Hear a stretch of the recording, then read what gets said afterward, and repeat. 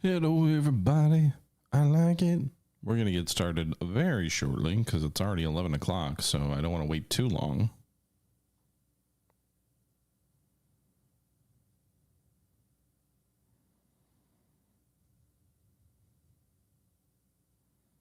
But, yeah. So, welcome. Give me like 2 or 3 minutes and we'll get going.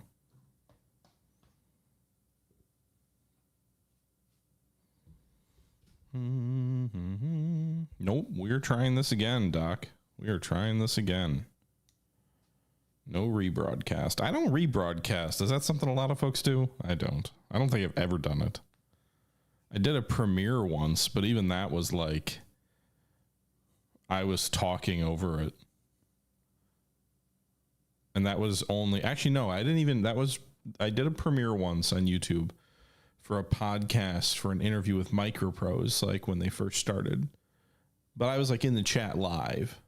But that's the only time I've done anything like even resembling a rebroadcast. And that wasn't even a rebroadcast. That was just a VOD using the Premiere function. Evening, Javin.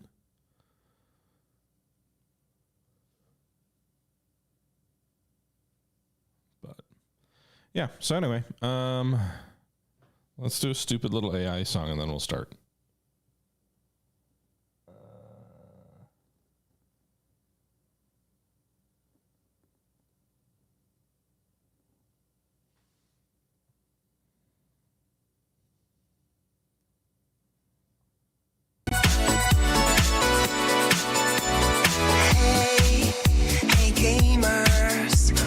Join the fun with me.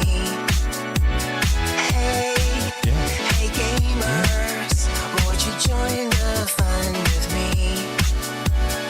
We got strategy, war games all for you to see.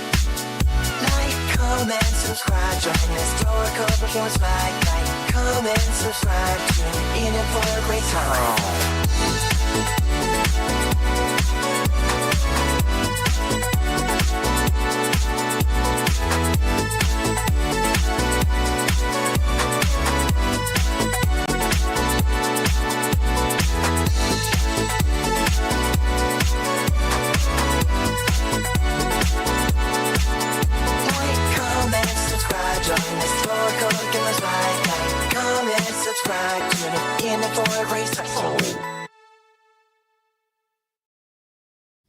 I could do like a Team America something, but then that risks copyright as opposed to, you know, nonsensical AI music does not. So anyway. All right. I'm going to take a sip of my beer and we'll get started here.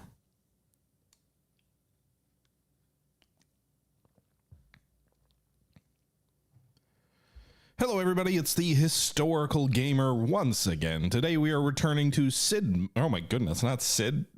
Inspired by. Let's start over. Hello, everybody. It's the Historical Gamer once again, and today we're returning to Scourge of War, Gettysburg.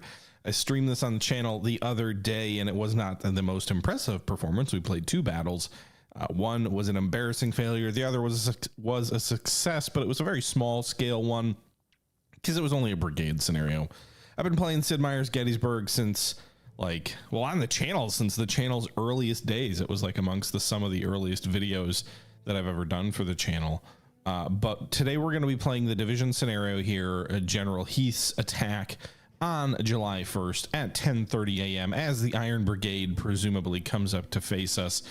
This is an interesting scenario in that I tried it the other night and I failed miserably, but I think part of it was because I was trying to explain how the game works while 2 of my regiments sat around and ate canister. So that wasn't great. But I think we're going to go ahead and we're going to try this one again and see if we can do better. I think we can. It's only a 45-minute scenario, which is ideal for something like this. We don't have to play it forever. So let's go ahead and jump in and enjoy the ride, huh? So the objective is to take McPherson's Ridge. The federal militia is clearly stubborn. They're not militia, they're cavalry, buddy. Your full division is nearly up in line and the situation will change.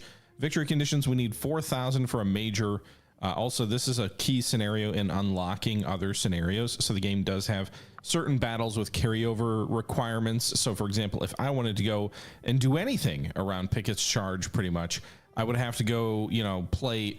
I don't think this is the only scenario before it, but at the very least, we have to play this scenario before we can do Pickett's Charge from a division point of view. And I don't think I've never played through all these battles, even though I've played Scourge of War for a long time. So the first things first, we got to do this. We've played this. We failed it at a negative 444. You got to at least win the battle. I don't think you have to. I don't know that you have to have a. You don't have to have a major victory. You just have to have 3. Oh no, maybe you do have to have a major victory to unlock the next battle, because it says 4,000 for promotion, which I'm assuming is what unlocks the following battles. We did get promoted on the Peach Orchard scenario from the other night. We got a 4,200 score, required 3,000, so we were promoted on that, which basically just means, you know, you succeed on the particular mission. So let's go to the I think Norb used to put people in the credits who had done every battle at like Grognard difficulty, which we're just playing normal, but like in the credits or something, or maybe somewhere on the website. I don't remember. In any event, we're gonna play McPherson's Ridge. We're gonna be General Heath. It's overcast, it's warm, it's like real life, you know, it's miserable, but yeah. It wasn't great that they ate canister, but they fully deserved it. All right, Hauser. It is Vicksburg Victory Day as we record this. So, all right. So here's our character, General Heath. Before we do anything, let's race forward here. I'm going to pause the game at the moment. We need to be mindful because this scenario starts with your boys like, "Hey guys, do you want a steady diet of canister? Then play this scenario because your regiments are already in range." 200 yards is the magical range for canister fire in this game. Units don't start shooting at the enemy till 160, so there's a 40-yard gap infantry's got to cover to start doing damage here. So you can see we're already in canister range for these 3-inch ordnance rifles. We are in a slope, which maybe results in less damage. I'm not sure. But let's go ahead. We're going to unpause this. Let's go ahead and move this regiment forward at the double. We're going to try and close range with these guys. And we're going to get some couriers telling us that there's militia in front of us. There aren't. Remember, they're not militia. They're not. We're also going to start moving some of these other regiments. It's interesting you can pause, but you can't issue orders when you pause. So, pause that. Who just ate canister? No! Not these boys. This is the most important regiment to not get destroyed. 21 casualties from that single puff of canister. All right, boys. Get up here. On the double. We're going to move these guys at the double quick. We're also going to move this regiment over here. And also, I'm going to take command of this brigade commander so he doesn't issue contradictory orders for me. And we'll bring both his regiments from afar in toward the objective. We just ate another thing of canister. So we're up to 28 casualties. Let's bring this regiment over here from beyond the woods. Got to concentrate everybody around this field because this is McPherson's farm. This is what we want to take. We're moving through a slope, which is, this is the, 20 more casualties. This is the unfinished railroad cut. You can see the terrain here is terrible. It's kind of a funnel. Imagine if you put a cannon at the end of this. What are you doing? I don't want you to shoot at them. I want you to charge them. But if you took, like, if you imagined putting a narrow tube and then putting a piece of artillery at the end of that narrow tube and then told people to charge down it toward the cannon, that's kind of like what we're doing here. Except these cannons are just slightly above the rise and are firing down into the cut. The cut's very difficult to get in and out of. Oh, shoot. What are you doing? In real life. Oh my goodness, the militia seems to be withdrawing. Yeah, it's whatever, General Heath. I don't know who you're talking to, but none of your. This gun's withdrawing at least. These guns are not shooting at you. I wonder if they can't see you where you're at. Maybe they can't. Okay, so both guns are withdrawing at the very least. So I suppose we can halt and maybe fire at them because I'm not going to close range and. They're cavalry. Oh my goodness. I'm not really reading these reports. I already knew that they're cavalry. I've watched the movie Gettysburg several times. Let's go surprise General Heath. All right, can you get a volley off? These guys are still in your radius. They're pulling away. Oh, they're gonna get out of your range before you start shooting at them, I think.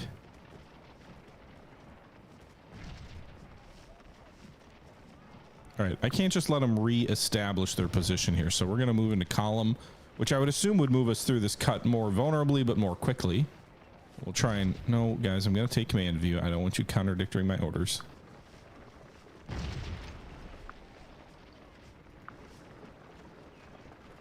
All right, so they're at least shooting at these guns. It looks like they actually drove one of the guns off. So we got 16 points for driving that gun off, presumably routing it. We're firing at the other gun here. So are these guys like in they are in skirmish formation here. So I suppose they're less vulnerable to canister fire in a skirmish formation here. Meanwhile, we've got these two Confederate regiments moving up. Apparently they've got a third regiment back this way. General Archer, who I think just like on a timer automatically gets shot or captured like he did in real life, which is a little frustrating. It's like, if he's oh, I said it was less vulnerable to canister fire as they like eat a nice big chunk of canister fire.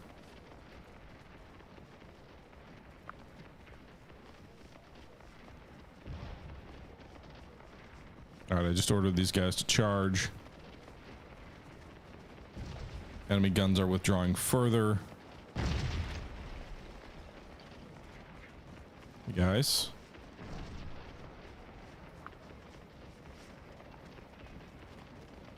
I'd like you to do a little more damage to the enemy artillery here before your battalion gets wrecked.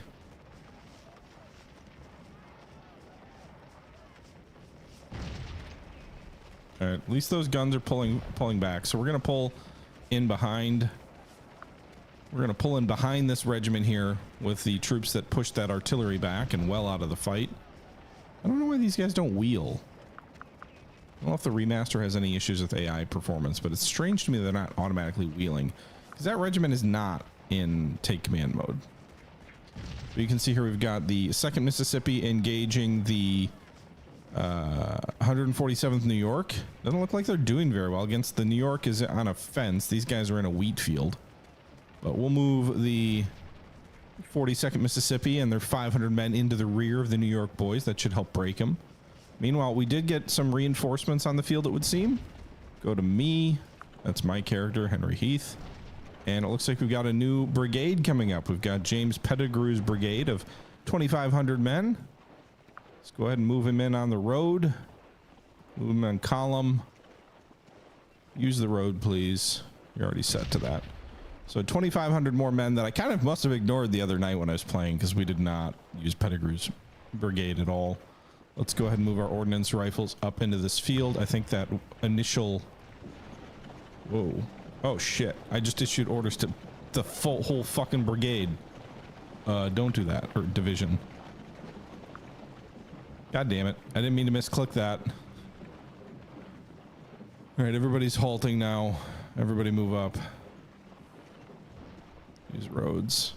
I thought I was clicking on the artillery battery, which I wanted to form up in line up there. We'll move all this artillery. Now that we've cleared at least some of this enemy artillery out of the way, I think I'm safe in moving my artillery forward out of these fields here on... I don't even know what ridge this is.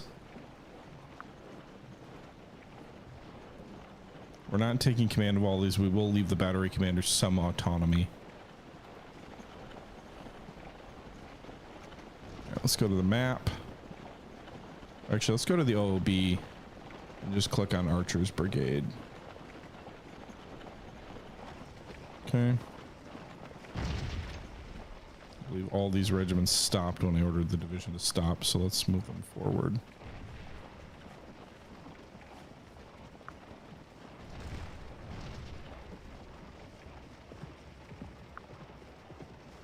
Looks like the battalion that had skirmishers in it probably routed, as far as I can tell. Am I in 200-yard range? I am in 200-yard range, so I'm getting hit from the rear. All right. These guys got to be tired. They've been running all over the place.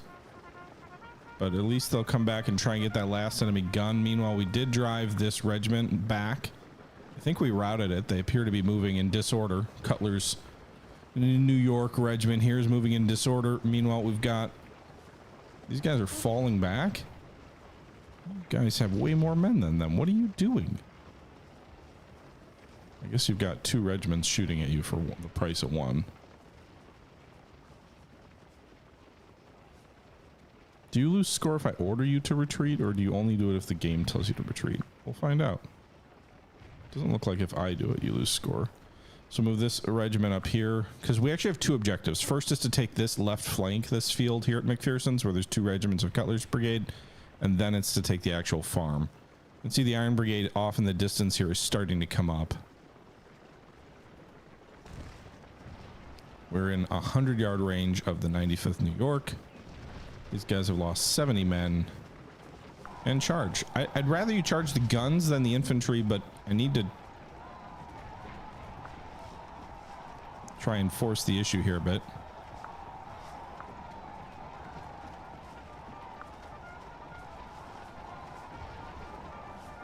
All right, so just mass charge. They're going for the infantry, which is not what I wanted them to do. And now they're retreating.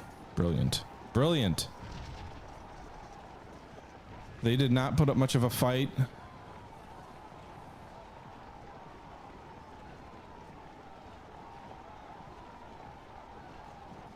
Can I order you to halt? Will you halt? Probably not. Why are you not using the roads? You were ordered to use the roads. Got another brigade coming up here. It looks like we've got Brockenborough's brigade coming up.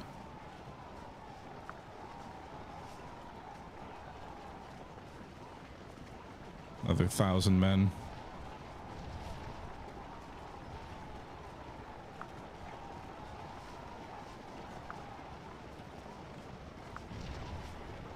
We have to try and dislodge Cutler before the Iron Brigade comes up. It will get a lot more difficult if we are effectively. This is like, you know, the story of July 1st is the Union, and these guys are delaying the 2nd Wisconsin, that would appear. The story of the July 1st battle is the Union being defeated in detail, but the reality in this fight is that you as the Confederates are at risk of being defeated in detail with Heath's division if you don't properly engage. Apparently some artillery fired some case shot at you, and you're shooting this way, but also you're supposed to be wheeling around. The wheeling mechanic seems broken. Huh. All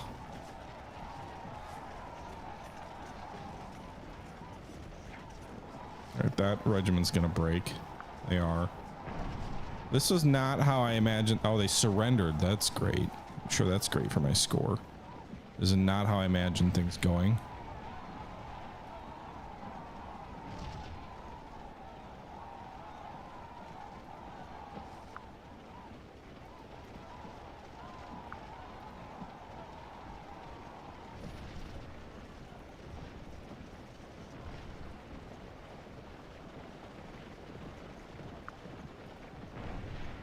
All right, boys, move at the double. Try and get up into position. I don't really want you doing that, but Heath has a negative 300 score, which is not great. Not great at all.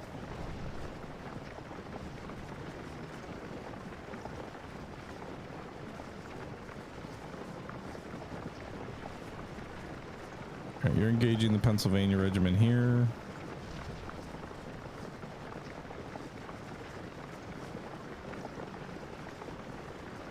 All right, Davis, go support your boys. You got 2 regiments on the left. Go be with them. Take the corner of the field. All right, the 2nd charge did drive the Zouaves back or whatever. So the 1st regiment was pretty badly walloped in that melee, but the 2nd regiment was driven back.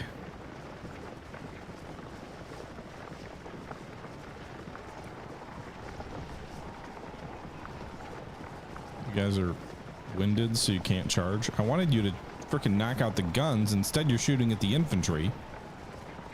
Maybe the guns will withdraw. I just can't sit there and take canister fire. I don't know where Archer went. I think he got... Oh, is this him? He's still around.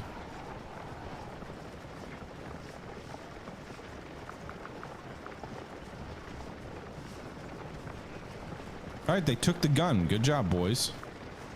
They took that field piece from the Union.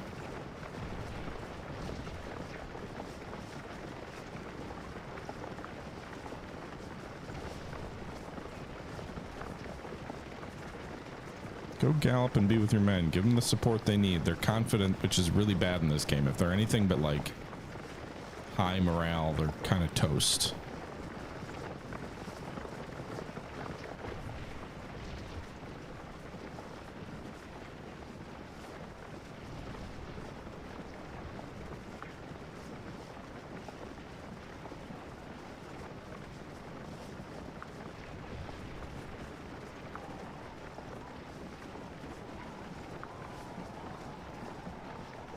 We're charging their front, shooting into them from their rear.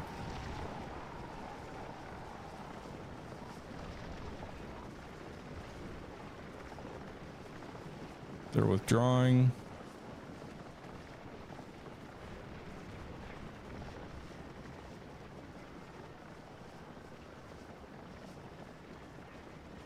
Where is the commander of this brigade?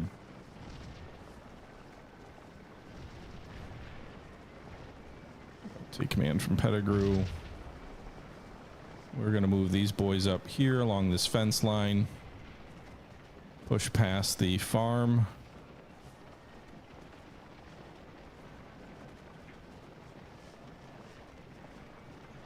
Why is this brigade sitting all the way back? Didn't I order Brockenberg to move his brigade forward?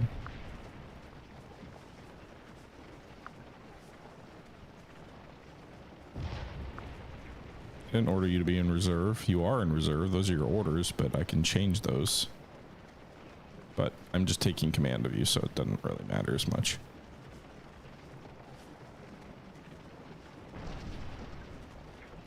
These guys really don't want to fight.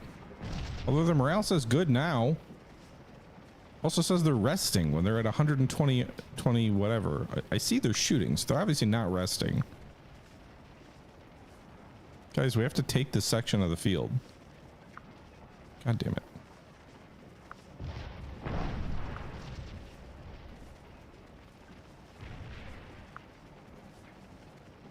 All right, this regiment, come over here on the flank of the enemy. We have to take the left flank. I don't know why I turned off foliage. Are you just sitting there and taking fire? I don't... 45 casualties, doesn't look like you fired a shot.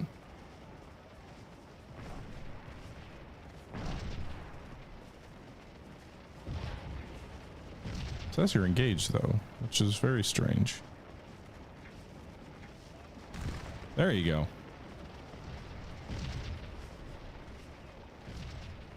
All right, you guys should outnumber them now pretty heavily.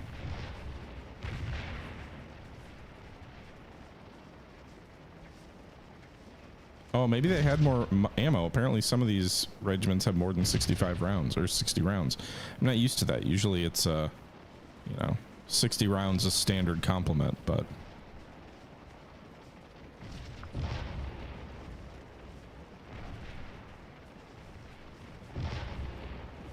Pettigrew, didn't I order you to move your whole brigade up? Do it. At the double. Stop your dilly-dallying.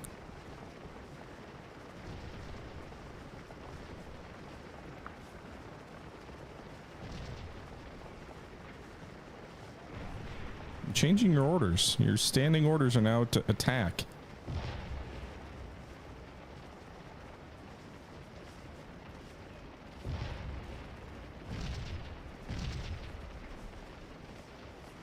Archer's been captured. Yeah.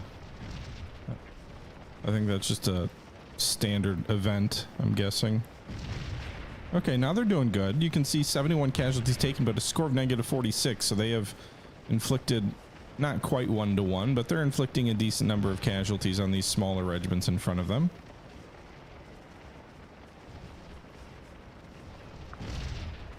I'm just gonna hope that Those boys are good enough on their own. Why do they keep stopping? Do I need to take command of every one of these regiments? Usually in the past, if you took command of the brigade commander, that was all that mattered.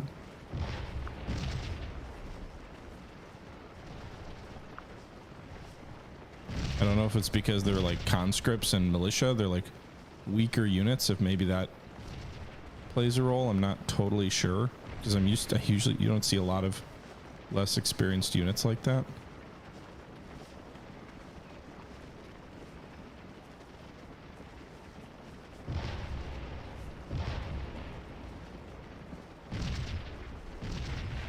Iron Brigade's definitely coming up. Hey guys, wheel to face them. I'm kind of frustrated at this. Oh, never mind. I'm being a little unfair. There's troops on your flank. Well, whatever.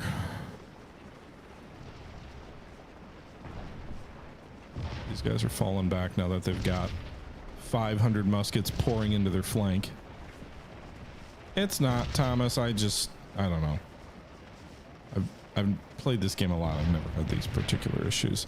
The thing that is difficult is the game is designed at the division command and up to have a take command like capability, which the idea is you don't micromanage every little thing in the battle. You let the AI command regiments for you. Now, I don't like doing that, except for Corps Command it up, because Corps Command is pretty overwhelming if you're trying to play that on a regiment by regiment basis. And so I prefer playing Division Command where I micro every regiment, but then playing, you know, Corps Command at a more abstract layer. But what we're seeing here is the game is trying, I have not taken command of every unit. And so the game is trying to run these guys the way it thinks it should. And I am trying to run them the way I think they should. And there's a difference of opinion there.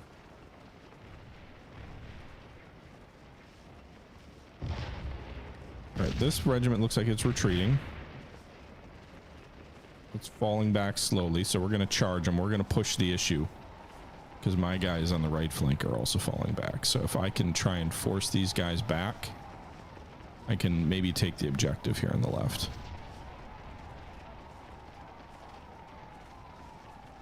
The other brigade, which I did order up, is still coming per their orders. Iron Brigade's almost to the farmhouse.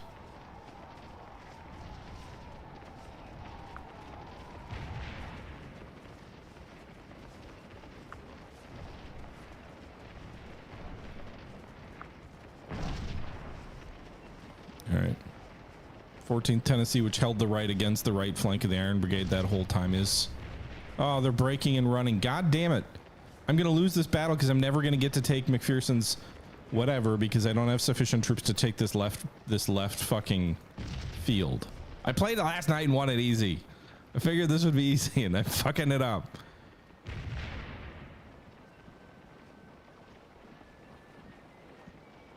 I played last night and it was so easy. I had like 5,000 points. Of course, the second I go on air, I just suck.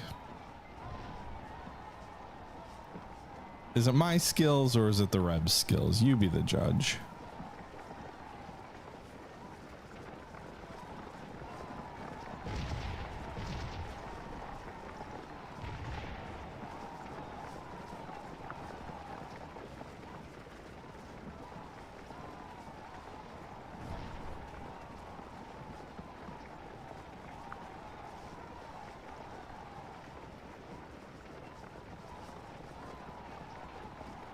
Hey, look, they're bringing artillery forward again. I'm gonna eat more goddamn canister.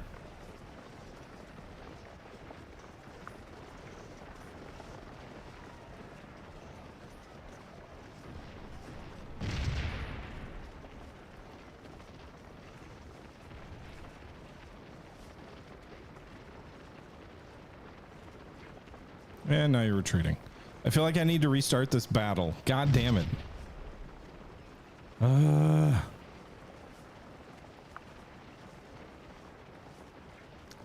Well, historically, I don't think Heath takes the farm at this time, so It's historically accurate.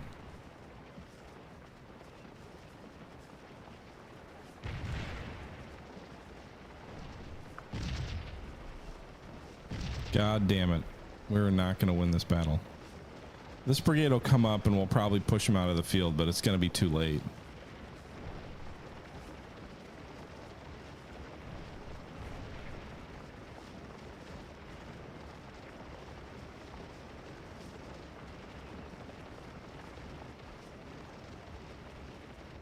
Someone should make a cereal called Canister. What?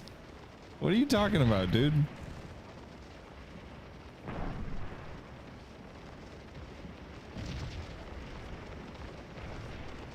Iron Brigade's coming forward. 4 crack regiments. Also doesn't help that there's no confirmation on orders, which is a problem, I think.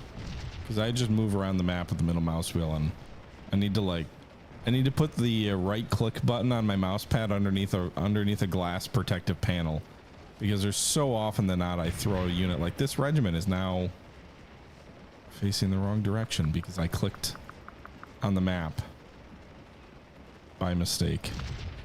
That's not the game's fault. That's my fault.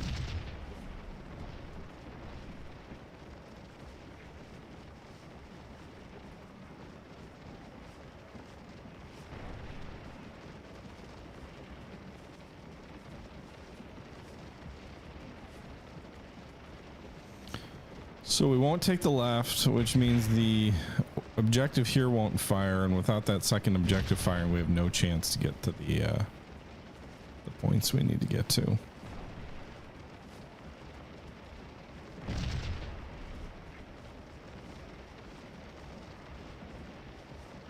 Why are you falling back, dudes? You haven't even started. You haven't even begun to fight. Cowards.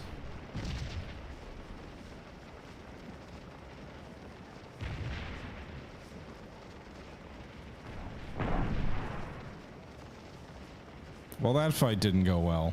We lost again. This is going to be like my white whale of being cursed to lose every time I try and fight this battle. Do I bother trying again? Yes. The answer is yes. I need to redeem myself on stream. I need to redeem myself. It's a short enough scenario. We can do it. I believe in us. I believe in me. You can do it.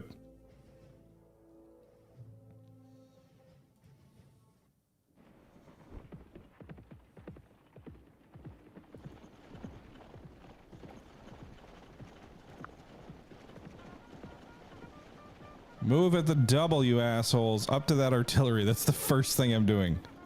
Second thing I'm doing is moving this regiment over here to the right to support. Goddamn canister fire already.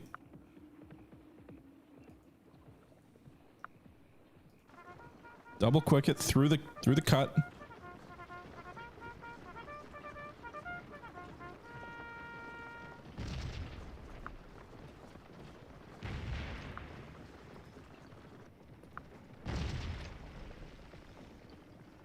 All right, boys.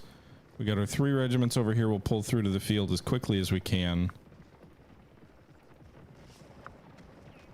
We're going to move these guys up here on the double to try and charge that artillery to push them back. No, you assholes. I don't want you firing a goddamn shot.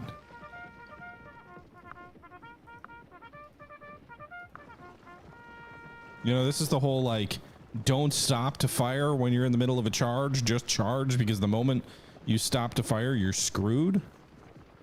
That's where we're at right now, I feel like.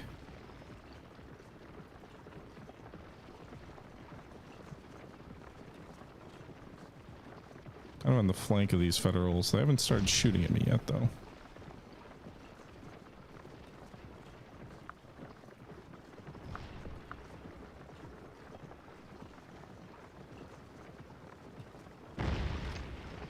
All right. So one of the battery. Look, I'm guessing these guys are going to fire one more round and then peace out. We'll try and charge them before they do. See if we can charge these two guns with this small 100-man regiment. Oh my god, they're cavalry. Yeah, I knew that. Oh, you're retreating. You cowards. I guess you did take a volley of...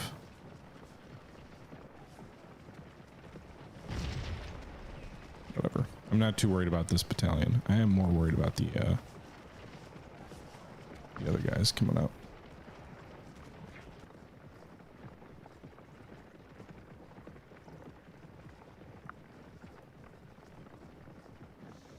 You know, I actually like the way the terrain looks in this game, especially the wheat fields, and yet I so often just completely ignore looking at the terrain.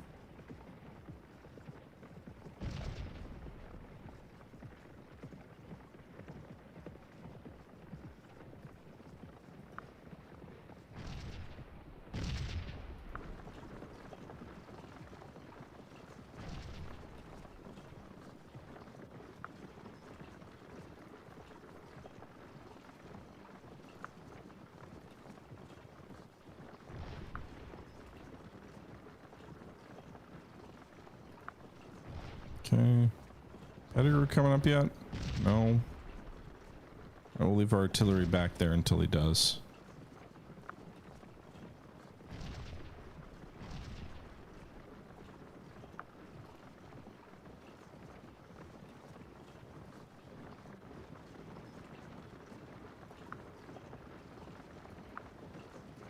Can you charge this battery right up here? They're gonna canister your face.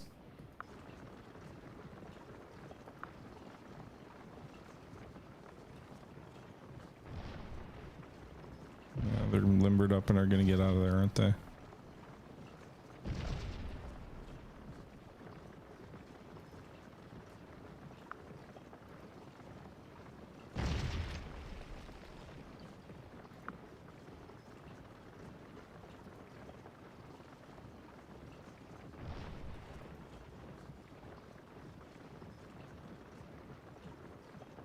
You're at least behind a fence. Maybe that'll help a little bit. Versus the canister. You got 89 men left. The gun crews probably outnumber you, or it's probably pretty close, but they did inflict some casualties on them at least.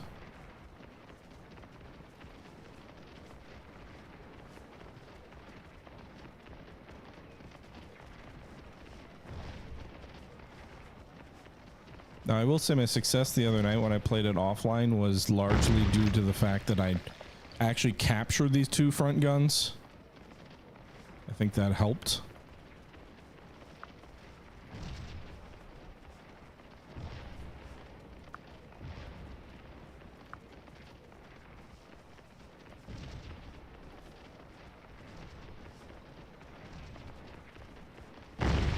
Meanwhile, this regiment is toast. 87 casualties. Actually, negative 87 score, not 87 casualties. You get penalized when you retreat. I guess it's bad for morale.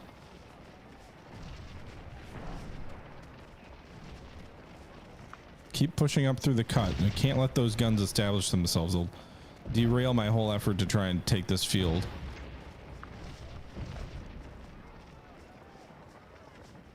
These guys are fighting to a standstill with the regiment in front of it. I could come in behind that regiment, which might be preferable,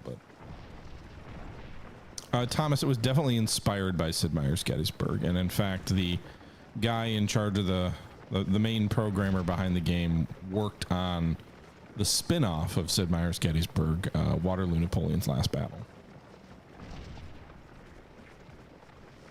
Oh, they're going to turn and shoot at me? Well, then I don't have much of a choice. They're going to turn their artillery pieces to face this regiment, and I've got to come in and knock these guns back.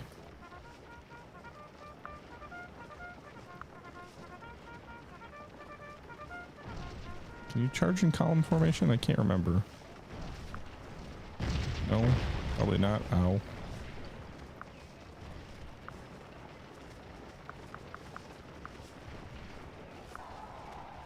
All right, boys, take those guns. That should be easy enough. You'll be right on the flank of these enemy regiments too. One of them is yours. Good job.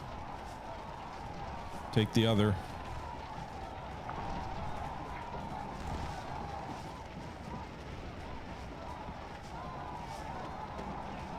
Sir, they've taken our guns.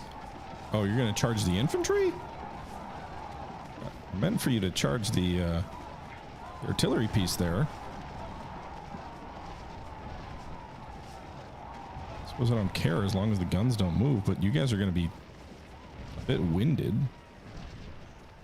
I don't know that I want you in a melee, but the game always gives a preference to charging infantry as opposed to artillery. I don't know if that's like, I guess that makes sense. 100 and some odd muskets charging, you know, charging infantry probably makes sense from the way the battlefield unfolds point of view. All right, they drove them back. Great job, boys. Maybe don't go into a massed column formation. I do wonder if some of these quirks of how the game... Did I order them to retreat? I didn't mean to do that. Whatever. I do wonder if some of the quirks with some of, like, I've noticed some changes in performance is because they re-architected this game, I believe, on the Waterloo engine. And so there's definitely, like, UI changes that are like, oh yeah, this is like the massed columns thing. Like, that's... They used it at Spotsylvania, but that was about it, as far as I'm aware.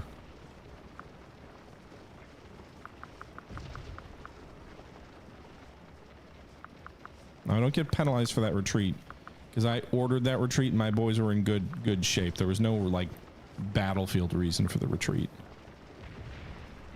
Oh, the enemy artillery is coming back up, I guess. Second Wisconsin firing into your rear, because that seems bad. Doesn't say you're flanked though, so maybe not. This Zouvoir unit taking a lot of casualties. These guys have lost 8 men in this Tennessee regiment. They've inflicted over 70. Meanwhile, the guys back here have lost 29. They've inflicted a lot fewer. They must be getting shot at from behind. I don't see the flanked icon, but they're definitely getting shot at from behind.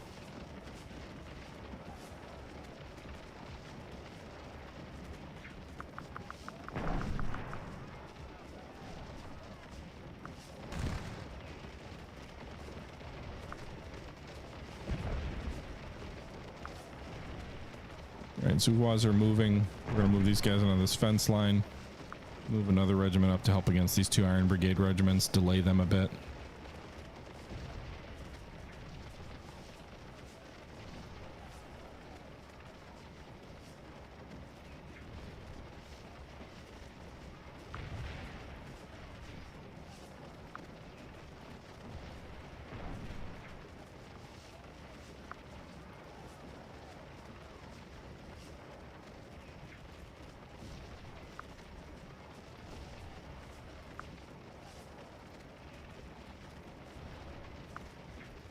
Pettigrew up yet? Where is he? It seems slow for the additional brigades to be coming up.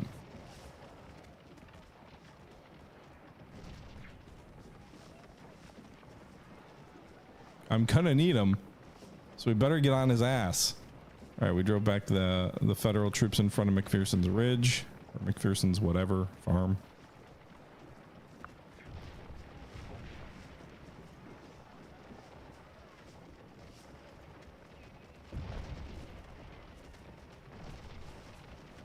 Right, you fire into their flank.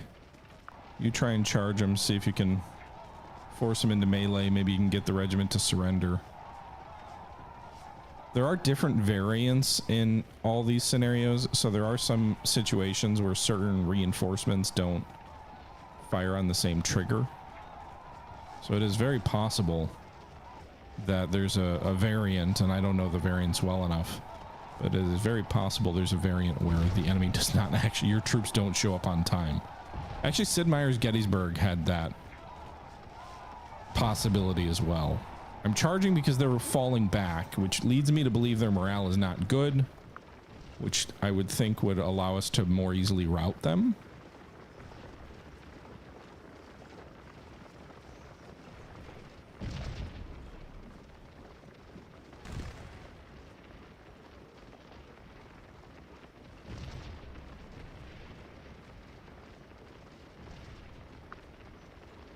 All right, we've cleared the initial enemy brigade.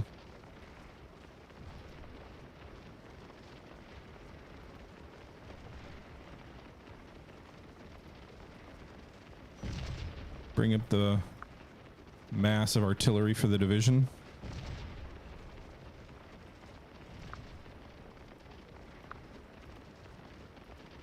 Right flank regiment is breaking. I do not think Archer's brigade will hold very well against the Iron Brigade, so we better hope the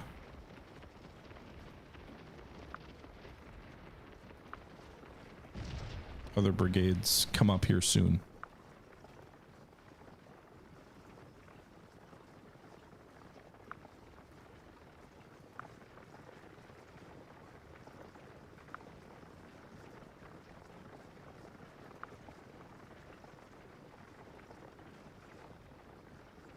Pettigrew, I need you.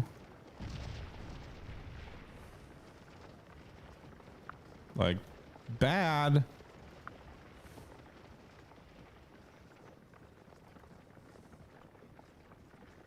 Please come up and support me.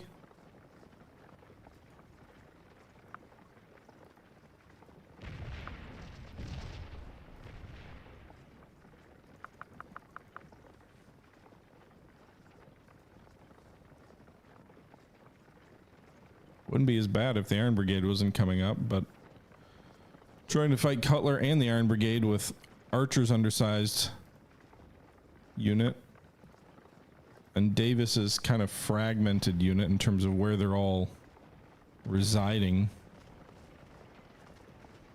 It's not great.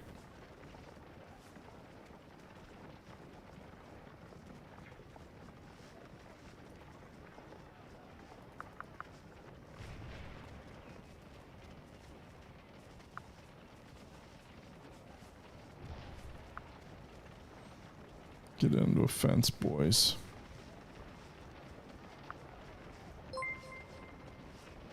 Thank you very much for the sub, Ross. Rah, thank you for the follow.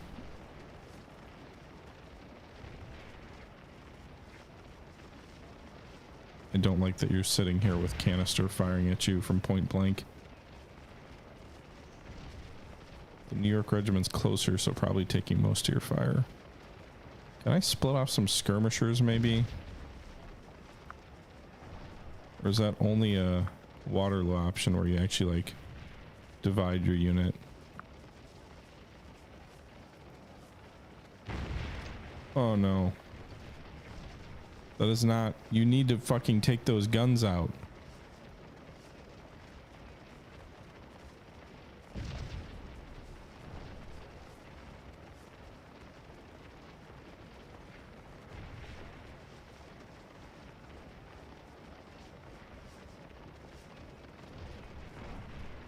I'm gonna be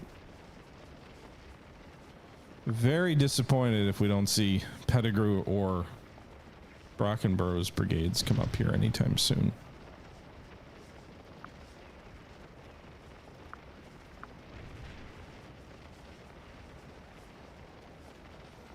I also don't want you engaged up there, so can you fall back, please? All right, one of the batteries is driven off, or one of the guns, not batteries.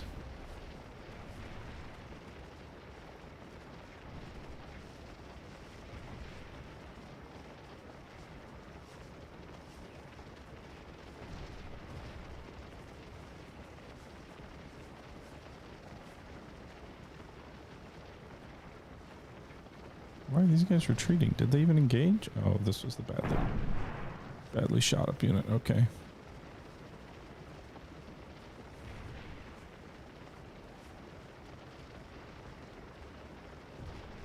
Where is Pettigrew?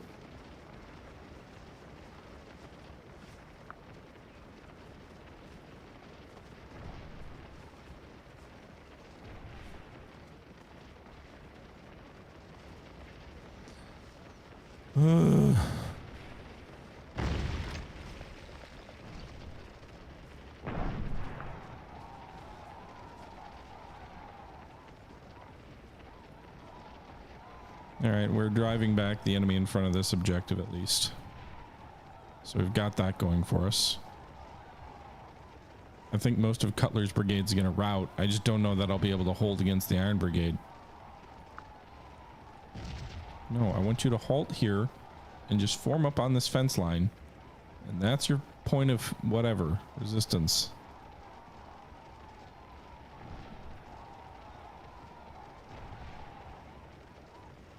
You guys are on a fence. They're going to come at you over the open.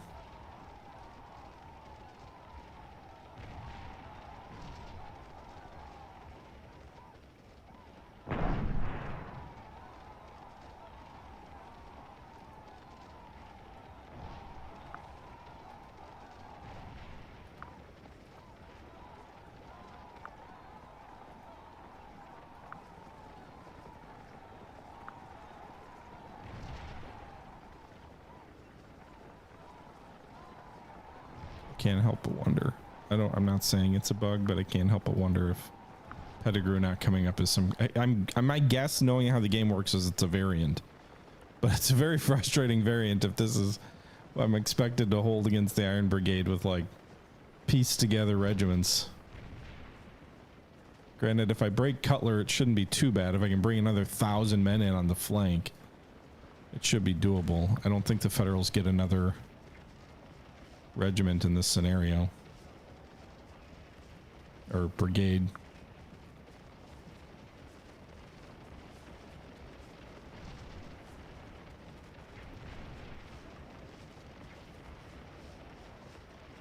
This game is on sale in Steam Store. Does it come with Battle of Antietam? I don't know what their plan is for the DLC. They haven't come out yet, so they are going to release the DLCs on Steam. They're not out yet. They have to upgrade them to the new architecture. So, oh, apparently we get credit for capturing this objective even though we haven't actually driven the Federals off yet. I'm okay with that. Let's bring Heath up at a gallop, our character up at a gallop, so we can, assuming we hold this position, that we can take McPherson's farm. Maybe the Iron Brigade won't push too hard.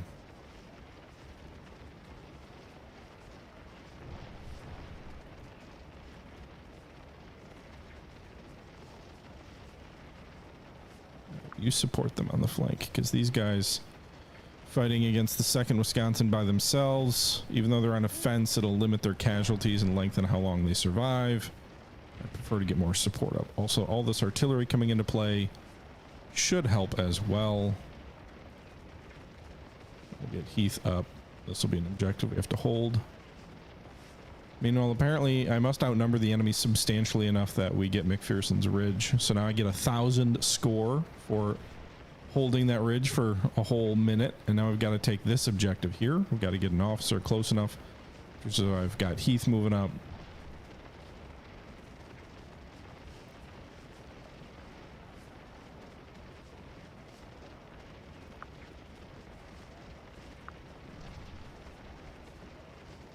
Get those guns up at the double.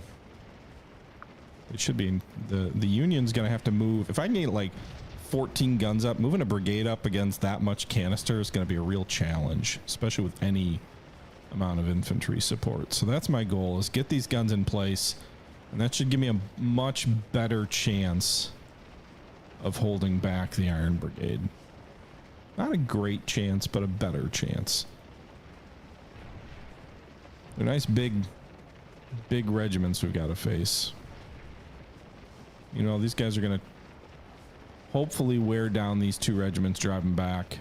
I think these guys are these guys reforming? They might be reforming and coming back on my flank.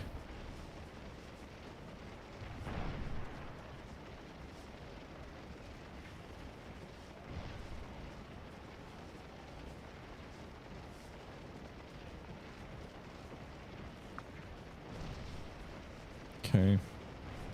All right, so we are now taking McPherson's farm under Major General Heath. This regiment is enough to give us that.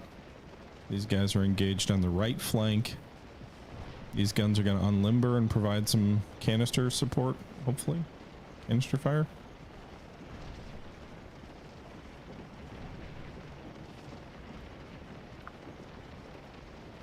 Meanwhile, the 3 right flank regiments of Archers Brigade doing their darndest. Hey, Gull. Good to... Glad you were able to catch me live.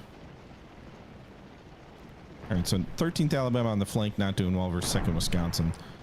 They're going to get pushed back soon here. But we've got the... Is there a difference between energetic and... Oh, apparently energetic is even better than rested. I don't know that I've ever seen energetic as a... status. Yeah, the regiment rallied, I guess. That's interesting.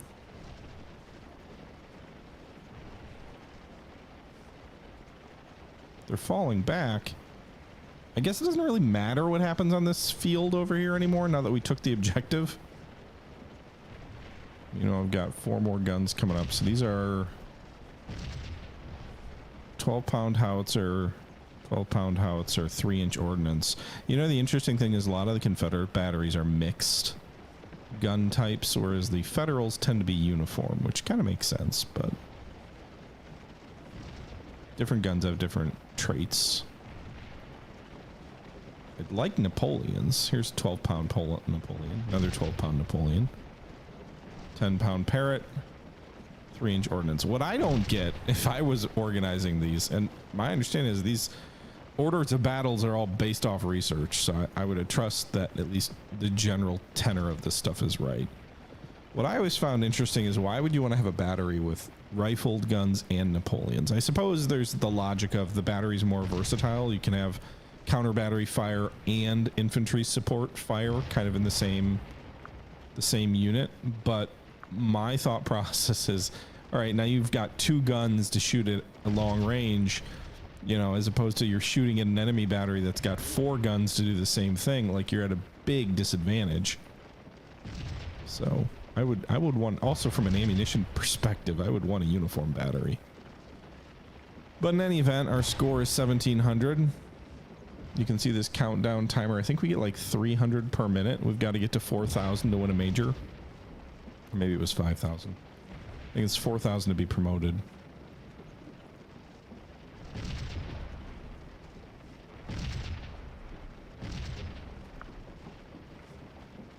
All right, these boys ended up, even though this one regiment is falling back, the 55th North Carolina is falling back. The regiment they were primarily facing is retreating. The 2nd Mississippi is now engaged with the 56th Pennsylvania, who is now also retreating.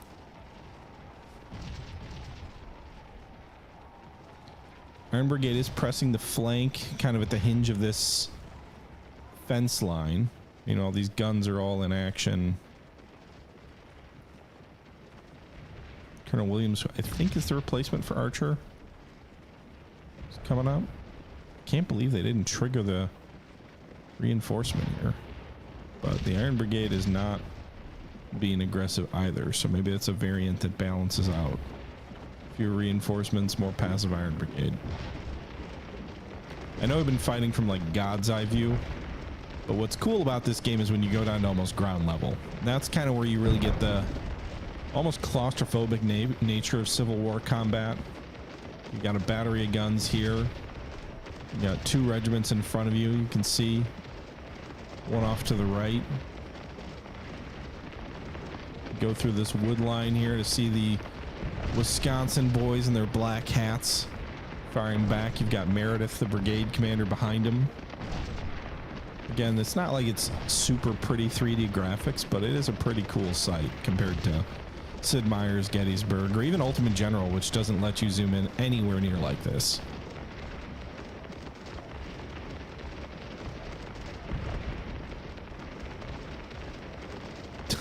Gentle sentiment. I suppose if it was a gun you captured, I could understand the logic of, we captured this gun, it's ours. The thing is, the artillery batteries aren't the ones capturing the enemy guns, right? Like, they're not during a battle. Sure, if an infantry unit captures a gun, whatever, but like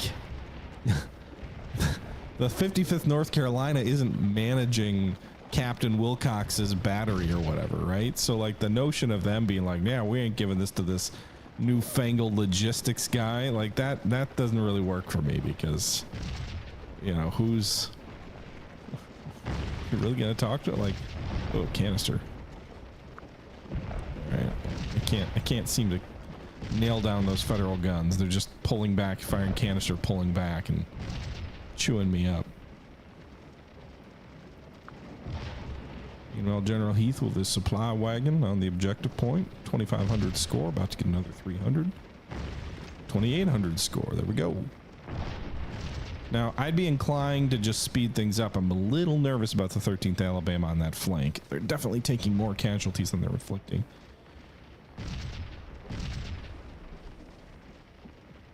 Or if we start to see any of these other federal regiments move. But it seems like, for whatever reason, this particular scenario did not trigger our reinforcements, but has also triggered a fairly passive federal response.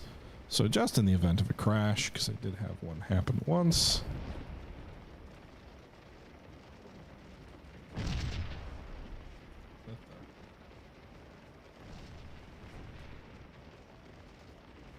Thank you, Steam. I think that was a Steam menu. That was weird. Now you can do time compression, so you can see in the center of the screen here, it's got 10:57 and it's ticking 1 second at a time, right? Well, we can do time compression. So I can go ahead and hit the plus key. You can see the time moves, I think, up to ×4. So like in larger scenarios that take longer, if you need to move more quickly, you can do that. And then things speed up. Less of an issue on a smaller scale scenario like this where there's not as much going on. But something to be aware of. I assume this goes, I think this started at 10:30, so it's a, what, 45-minute scenario? So I'm assuming we've got till quarter after. Which, I mean, honestly, if the Federals had pushed before we moved all this artillery up, I think that could have been a problem for them. I think with these 8 guns on the right here, 4 on the left, I don't really think they've got a chance. 127th New York is engaged inside 100 yards.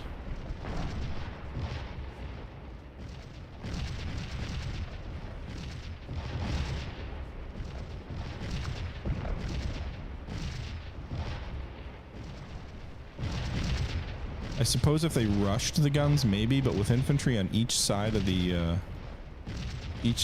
line, that would make sense why they're trying to take the 13th out, because they're kind of almost in a salient here. The second pushing on them, but I don't know.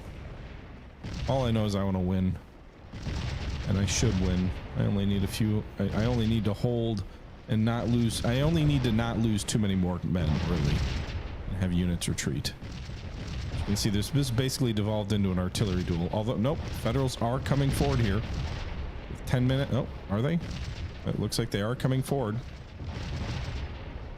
So move down to... Is this real time or is this ×2? Looks like it's real time. Did we never get our reinforcements? They never came up. I don't know what the deal with that is. Right flank regiment is holding strong. Volunteers, they've lost almost 50% of their regiment. They're still holding in place. 1st Tennessee on the flank is still holding in place. They've only lost 11 men. And then the 42nd Mississippi on the flank is gonna... Oh, nobody's in range yet. Is this enemy infantry gonna shoot at me, or what's the deal here? 7th Wisconsin is advanced forward. Artillery has inflicted 33 casualties on... or 53 casualties on them. These guys are shooting way off. 700 yards away. So is this the only gun that's engaged with something inside 200 yards? I don't know what the line of sight is here. Maybe it's not very good. But they're firing canister. One gun firing canister. The enemy is shooting at my infantry.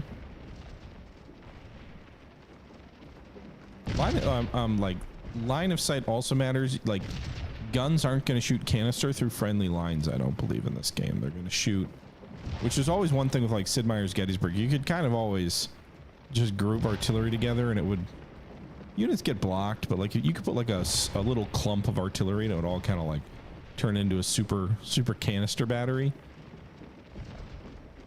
And this, I feel like it's more stringent. Like, you're not going to fire through your own lines.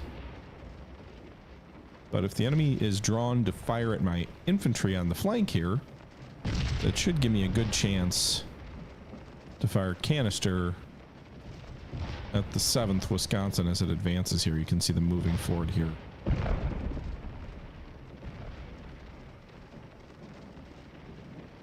don't know if they're going to charge me or what they're doing here. Another canister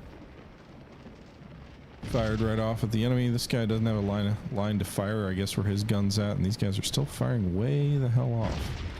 Oh, but some of these other guns are also inside 200 now. So we've got Captain James Warren Lewis's battery here. This 12-pound Napoleon just fired a whiff of grape.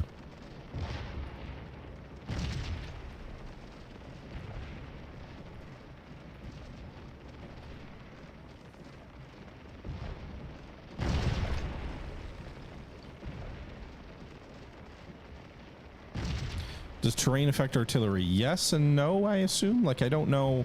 This water in Gettysburg, for what it's worth, is cosmetic, which doesn't really matter for the Battle of Gettysburg because it really fought around water. But I'm assuming this is some kind of like feed trough or something in the middle here. That isn't a like, these guys they're in the open. That's not a thing. That being said, elevation definitely affects artillery effectiveness. Terrain, like, are you in a wood or are you in the open, definitely affects artillery effectiveness. You know, are you on a fence line? You know, it was their cover. All those things affect artillery effectiveness. Obviously range as well. So we're inside 90 yards. Enemy is shooting at our boys who are on the fence. The enemy is in the open here though. So our boys are behind a fence. They're in the open. They do outnumber me. You can see this regiment's larger for now, but our canister is really, I don't think this regiment's going to last long under this hailstorm. We've got at least 3 or 4 guns firing canister in here. You can see little puffs of dirt where the canister hits. It is an Iron Brigade regiment. They are a great unit, but I don't know that unless the infantry breaks real soon, which my boys show no sign of breaking. They still have very high morale. They've got only 30 casualties with over, you know, it's less than 10% casualties here as this canister just rips gaps in their line. You can see the bodies piling up. Let the bodies hit the floor. Let the bodies hit the floor. Let the bodies hit the floor. Ah, there they go. They're running away. So that regiment's running, and I guess the enemy has decided it's time to reenact Fredericksburg because they're going to move the next regiment behind them forward.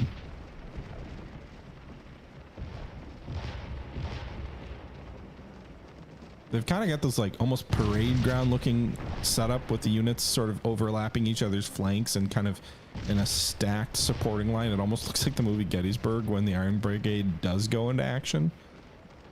But if I was them, I would not sit and wait. I would probably, you know, move all the regiments forward and push at once.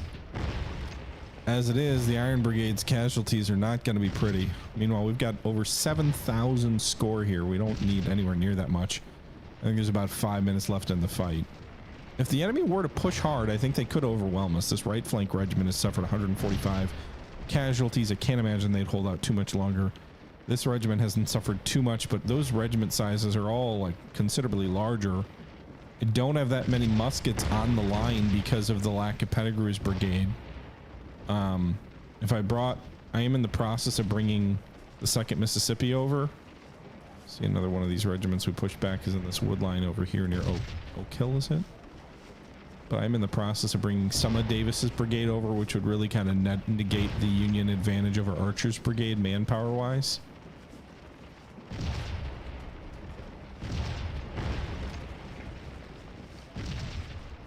But if the enemy had immediately pushed hard, I think the main reason they wouldn't have success so far is, where are these guys moving? Are they retreating? The enemy got too close. They're just like, let's pull back. I think the main reason they would not have success is the artillery. But without that artillery,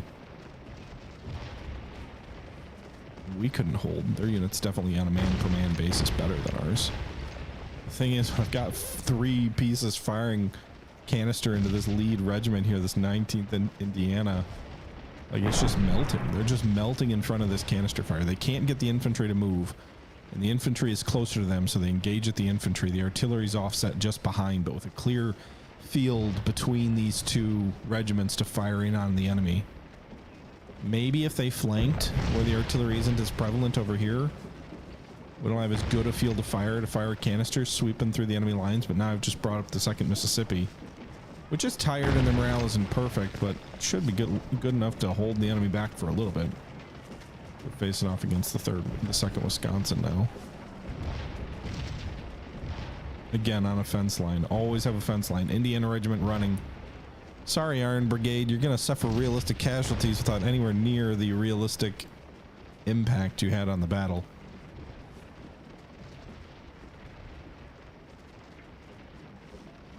It is like Sid Meier's Gettysburg. These are actually sprites, JD, or GD, for what it's worth. So it still uses 2D sprites, although it's kind of on like a 3D map. Like some of these buildings are 3D. Game originally came out 08, 09. Last year they remastered it. So originally it was in 32 bits, which meant you had a 3 gig limit. So they were pretty compressed images. I mean, the graphics aren't anything to write home about, but the flags looked way more pixelated before. They changed it to a 64-bit, which now allows basically unlimited RAM. So in theory, a modder could do a lot more with it now than they could before. I don't know if there's any plan for like actual active development of making the core game engine better, because it is based on Power Render, which is a 20-year-old, almost a 30-year-old game engine from like the early 2000s. Same core game engine, although they've made a lot of customary tweaks to it that powered Take Command way back in the day. And that was kind of an old game engine at the time anyway. But I know Norb like bought the rights to the engine so he can change it to how he wants, but it's not, again, it's, I think the thing that really sets Scourge of War apart, and you don't really get it fully in this game, but is the scale, because you can have full cores on the field like this. So you could literally have tens of thousands of sprites on the field in a way that just wasn't possible with Sid Meier's, or even with Total War. The Waterloo game, Scourge of War Waterloo, which is also on Steam. You can play a full battle scenario of the Battle of Waterloo with like a almost 1-to-1 sprite, so you can have like 100,000 sprites on the screen for the battle.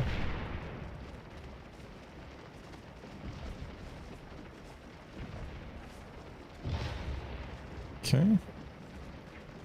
And the zoom ability.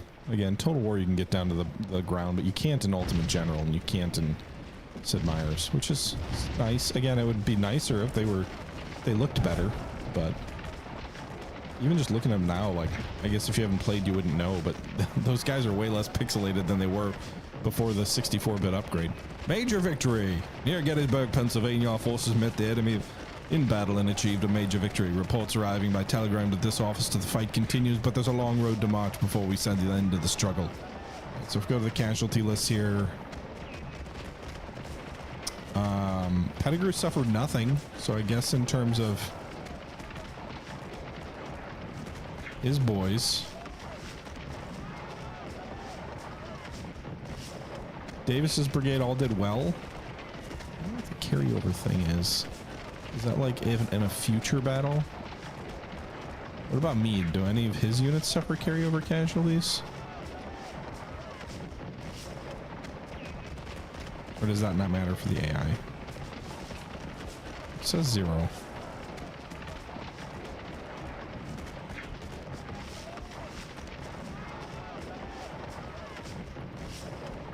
The interesting thing is the fact that we fought this battle without using Pettigrew or Archer, and their units didn't even come on the field. Pettigrew's brigade takes part at Pickett's charge, so he's going to go into Pickett's charge fresh.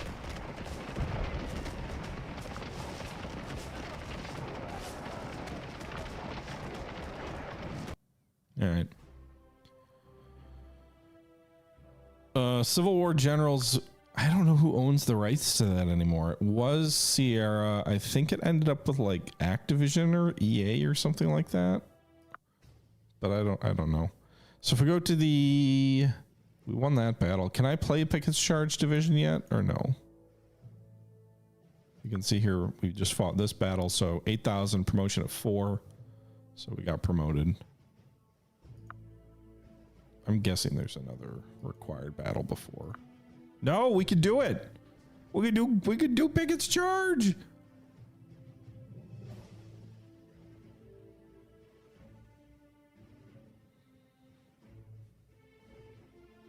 We can die, boys. We can die.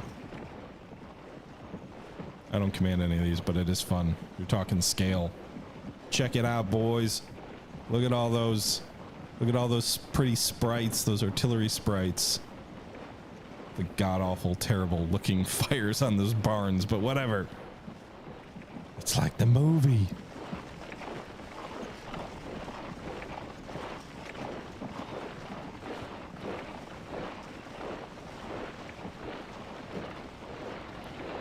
I mean, I wanted the South to win that scenario, Finn, because I had to win it. Like, I don't think I command any of these guns. Oh. I'm assuming they're unlimbering.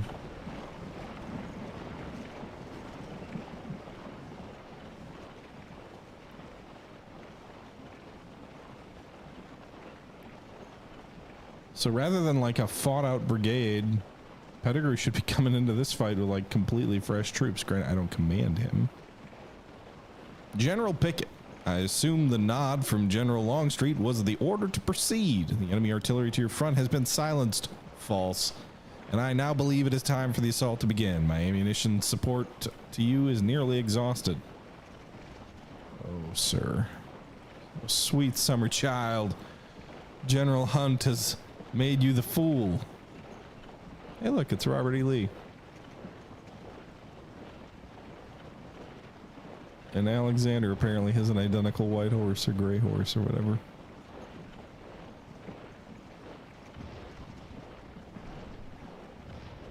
It doesn't really look like Lee. I guess he's got a little bit of a gray beard there. What happened to his face? All right, when do I... All right, so this is Armistead's brigade. I assume if these guys are going for it, I should be too. Where's the objective? Oh, God. There's so much open ground. All right. Artillery is starting to fire. This is presumably this scenario has already taken place before. Garnett's brigade here. The game doesn't have any way to model for what it's worth the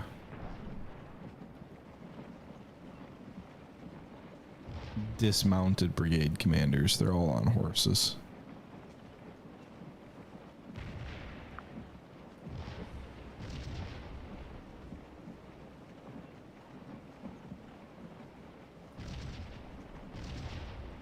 All right, those two lead brigades are gonna, I guess, start getting in a line, which means I'm assuming they'll hit way late.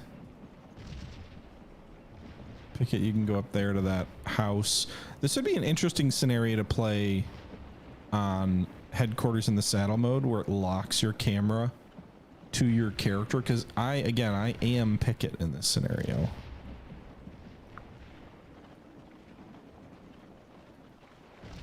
So it'd be very interesting if the game, like if I was playing the scenario where it's like my vantage point was this, you know, like, oh, I could see blue up there, but that's...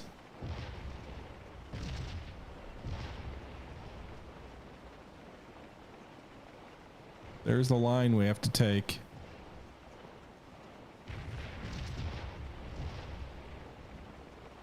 Hills divisions on my left.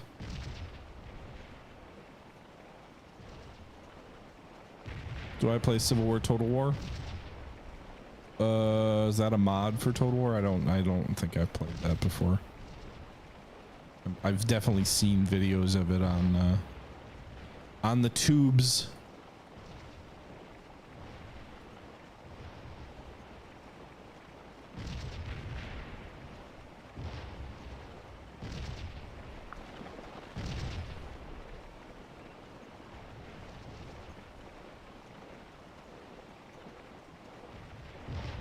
Not quite as epic to see all these troops moving across this field as the movie.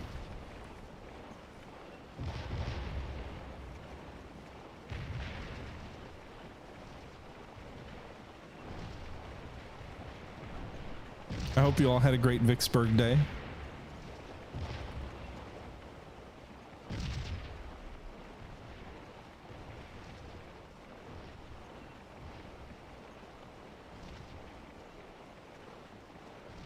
I tease. I tease.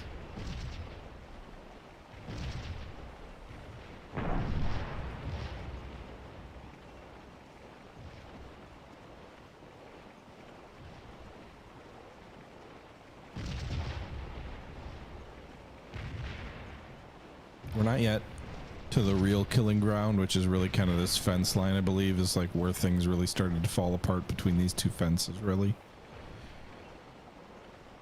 I'm going to assume the AI regiments on our flank are not going to provide any better support than historically they did. One thing I will complain a little bit about in this game is that while I think it does a good job of modeling the effects of canister fire, I think it does a very poor job of modeling long-range artillery fire. I always feel like in this game, long-range artillery fire is considerably undervalued.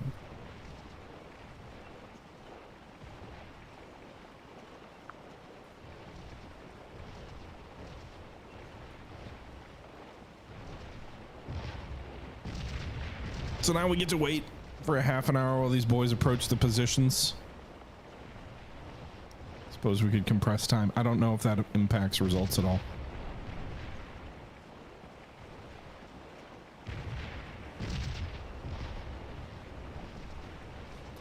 It does not surprise me that it was a long time before Vicksburg celebrated the 4th of July.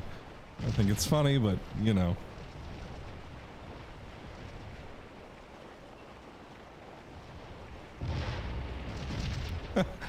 Sorry.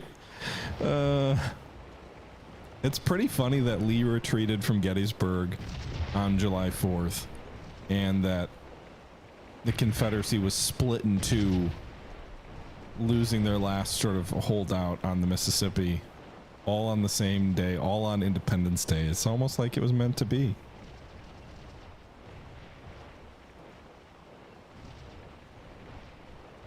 I think the enemy artillery is opening back up. There's a lot of smoke up there.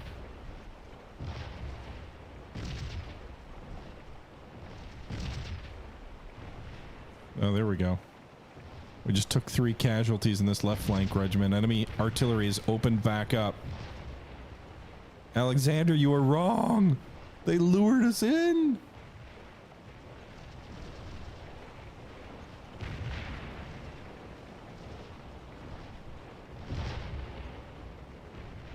I really wanted. I was at Gettysburg. This was before COVID, so it was a 2019, I think, was the last time I was there. I've been there twice. And I will say that, like, oh man, the angle is such a fucking, like, especially at sunset because it looks gorgeous, but you just go there and you just stand there and like, whoa, like, you just realize what anyone with any semblance of an accurate weapon and aim, and I know the weapons were different then, but still, like, you go there like, what were they thinking? Like, it's literally just an open field as far as the eye can see, and then just like, yep, you're gonna charge across this field. Good luck, boys.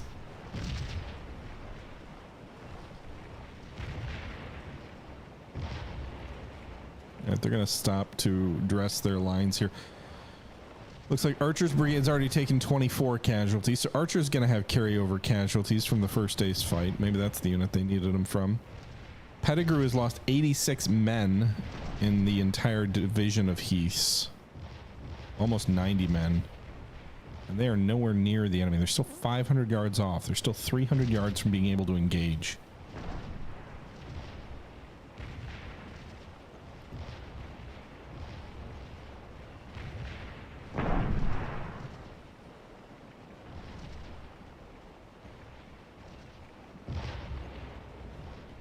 Armistead, you are going to overtake the lead. You're going to just form up here in road. No, don't retreat. Just form up here. I don't want you to overtake the lead brigades. We've got Garnett here. Just going to keep moving. I don't want to double quick and exhaust these guys and get out ahead of the rest of these guys. They're halting, presumably, to then go in on one mass toward the enemy for the final stint. I'm kind of just going a line after line here on the far right, I guess. Maybe going double. That's a pretty narrow front we've got to assault here, but I don't think these troops on our left are going to provide any assistance. They're going to all break up and withdraw before they get close enough. Here's the fence line where things start getting dicey, I think. I think we'll start getting close to canister range. Well, I can't see how far. Targeting 19th Virginia, 500 yards. Yeah, they're still a ways away from canister range.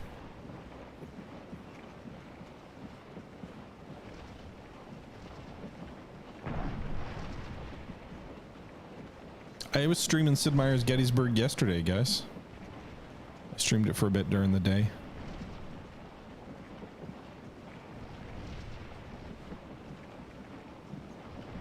I'm not very good at the game, but I was playing it. 20 casualties so far in Garnett's brigade.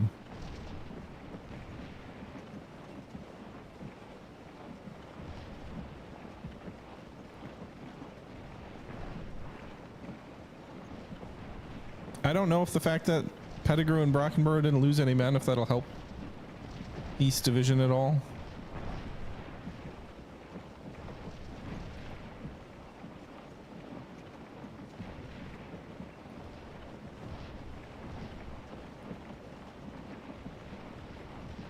It's kind of funny if you think about it, Heath's division participating. I never think of it being Heath because it was led by Trimble, right? Or no, Pettigrew. Right? Was it? Or was Pettigrew injured? I can't remember. Anyway, it's interesting that Heath's division opens the battle and then kind of concludes the battle too. Not technically the end. There was a little bit of cavalry fighting going on after this, I think. But the like Fitzpatrick's assault near Little Round Top where he just kill cavalry. That's what you do, man. You get your men killed.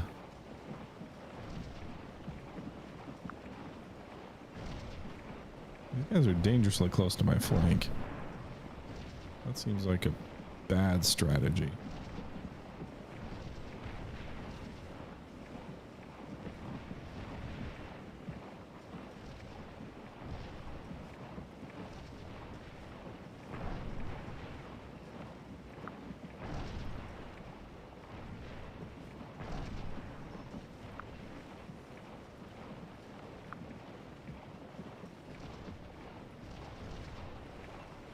We're coming up real fragmented. Here's the famous fence line. I think, is this the Emmetsburg Road or the Tawny Town? I think it's the Emmetsburg. For whatever reason, Pickett's going in first. So we're gonna be in trouble. We're charging goddamn stone walls. Up this slope. Up the long slope. No cover. About to be in musket range.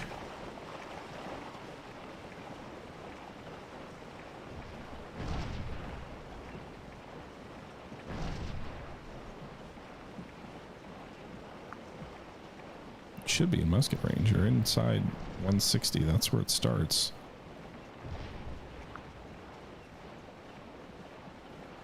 All right, plan here is for these regiments to go in, engage the enemy while they're getting themselves shredded to pieces. We will then move the other regiments up behind them, trying to use the lead guys as cover, and then we will pass through the ranks of those lead regiments because the game doesn't model.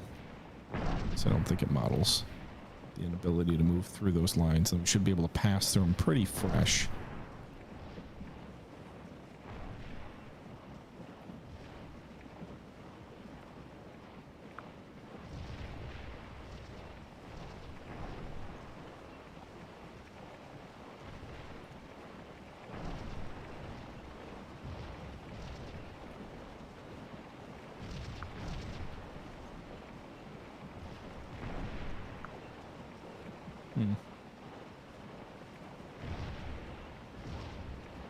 All right, flank regiment is engaging the enemy.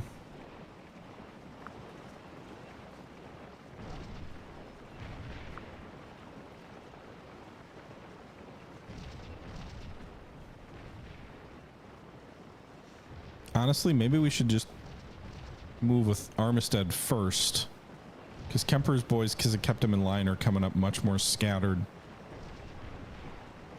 Hey, Sapper.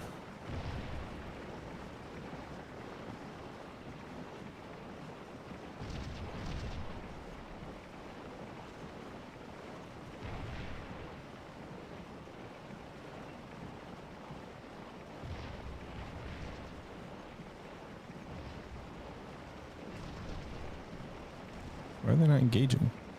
Oh, that's not my regiment. These guys are still energetic.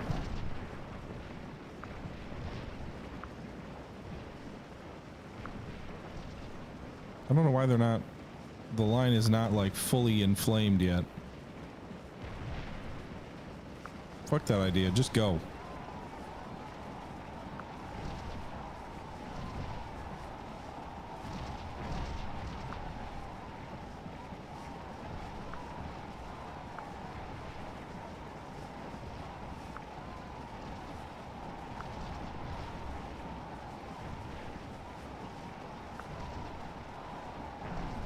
We made it a lot further than this lead brigade made it. Try and break the enemy line. I don't want to try and like fuck around with volley fire with enemy troops behind stone walls.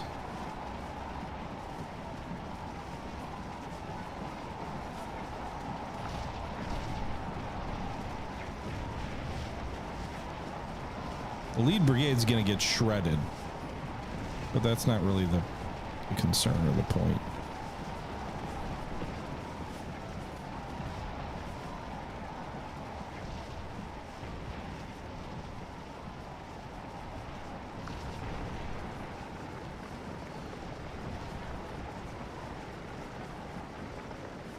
Why are your boys not forming up? Come on, Kemper's brigade, get up here. Those are your orders. Double quick it, double time it.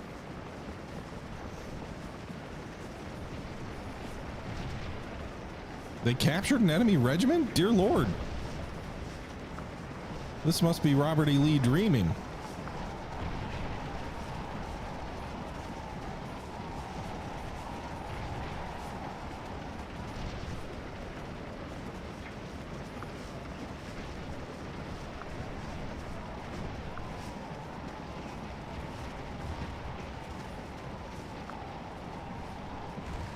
Oh, but we got one of our regiments captured. That's more like it, boys.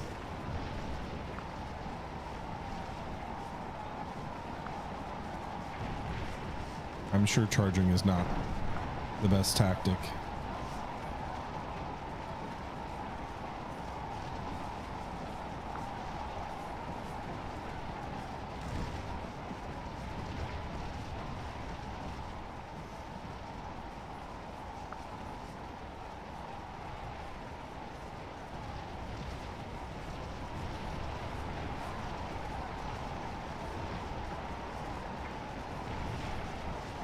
All right, we're on the wall here. We're at least giving a good account of ourselves. We drove back, captured 2 federal regiments here in the center of the angle. Garnett, you've done your job. 3 federal regiments, or is this the rebel? Yeah, it's the rebel.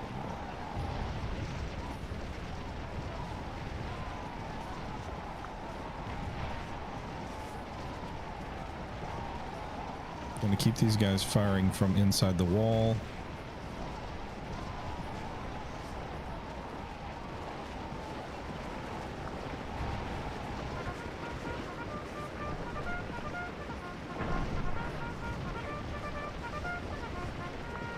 Losing track of who's where a little bit.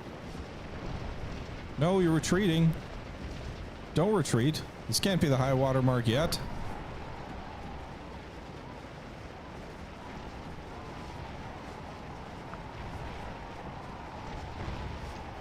Another regiment on the right flank.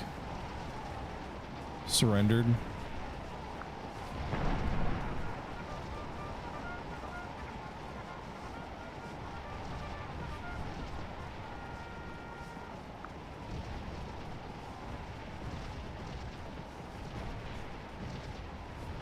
Double quick, boys.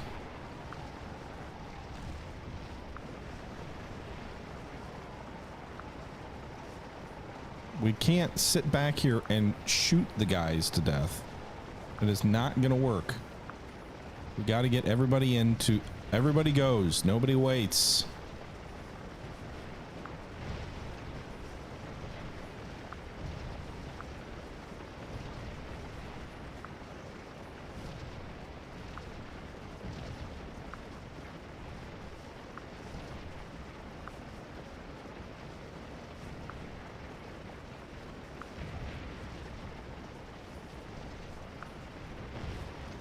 Push, push, push. The units on our left are going to break before long. We have to another unit.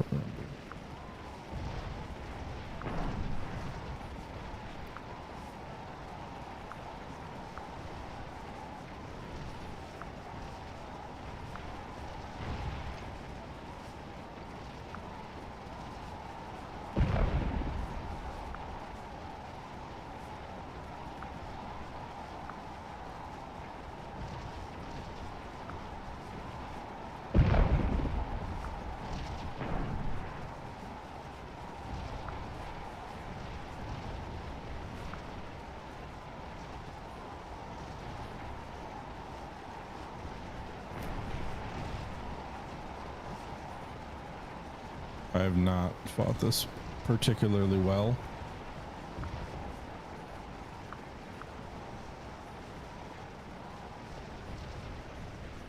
Doesn't even feel like most of my troops have been engaged yet. It feels like just a handful, but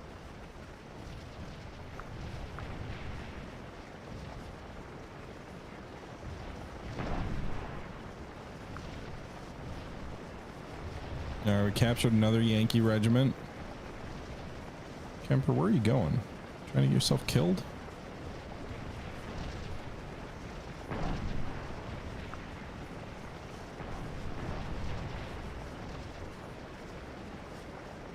Alright, we pushed him off the stone wall.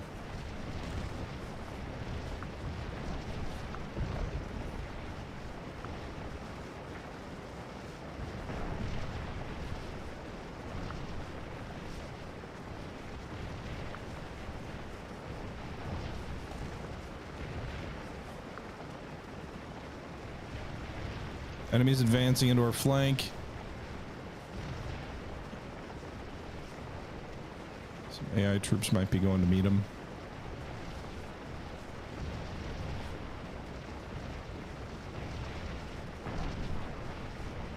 Emperor, stay back here.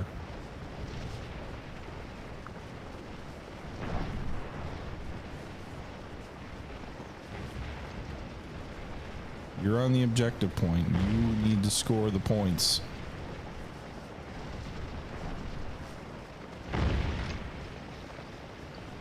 We're being flanked.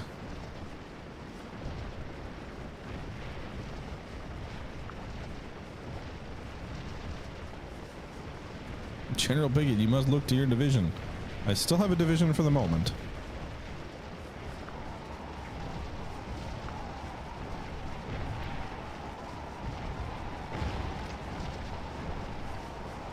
Enemy canister fires all around.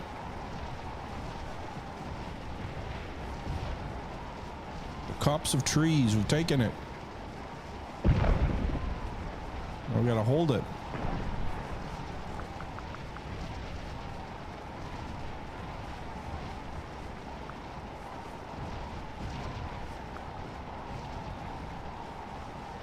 Left flank's in trouble.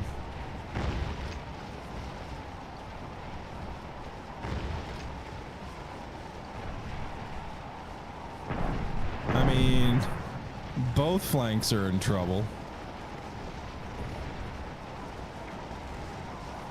I'm trying to buy time and swing a regiment around here to protect that flank.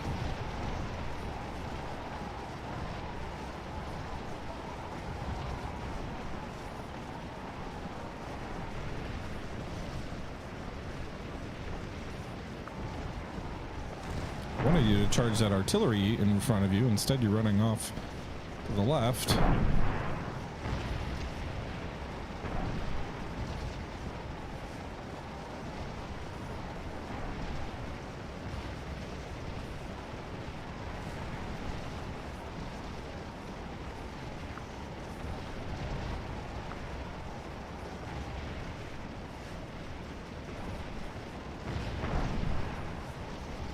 We're kind of helping Lane's brigade have a little more success maybe than history.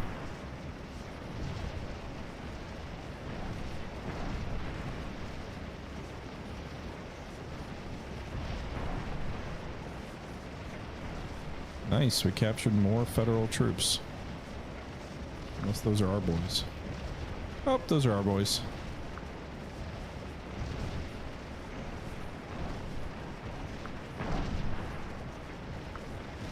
Never mind.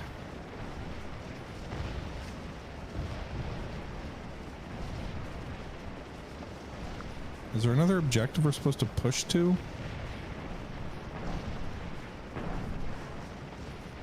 As far as I can tell, both those regiments surrendered. Good job.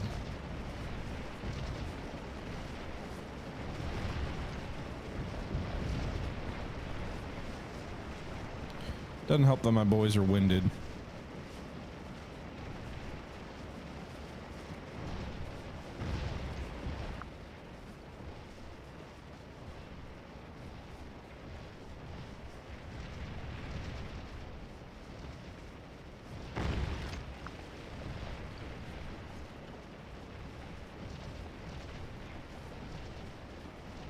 Why are you guys walking away? This fight's very much in flux.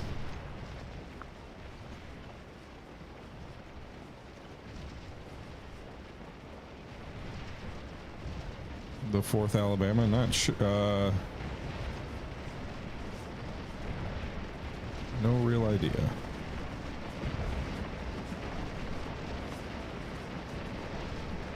We're gonna lose the objective here soon if we don't push more troops forward, I think. Pettigrew's brigade's helping out a little bit.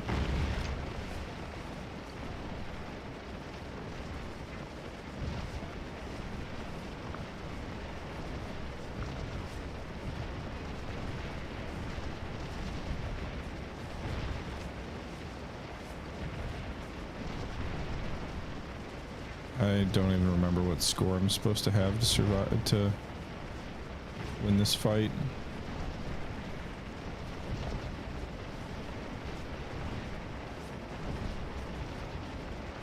I've already had like 5 or 6 regiments surrender, so yeah, my division's not gonna hold together, I don't think.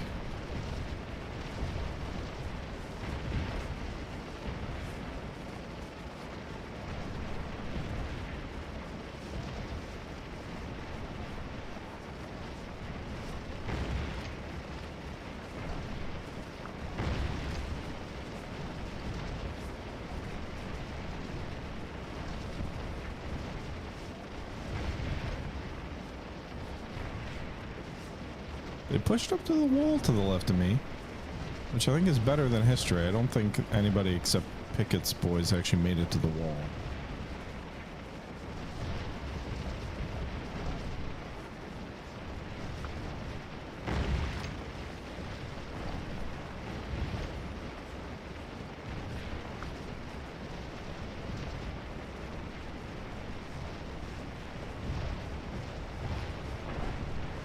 Hey, we drove back some other federal regiments here on the wall.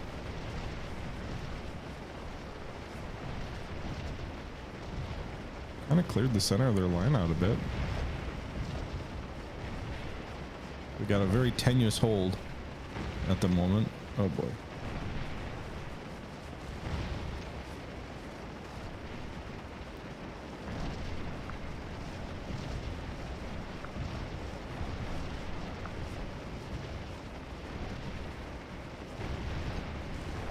That's not a good enemy position's got a V on you. All right, wheel to minimize the impact of their flank fire. Pickett's moving forward thinking, I broke the enemy line, I'm gonna be the hero of this battle. Sorry, I hate to break it to you, but they got a few more reserves.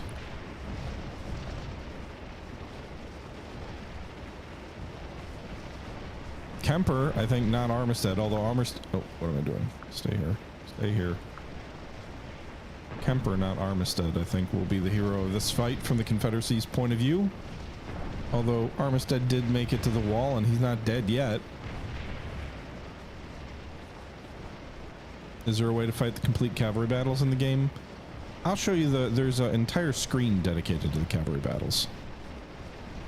There's like 10 of them. I don't know that you can fight all of them in one fight, but there are a number of different pieces of the cavalry battles.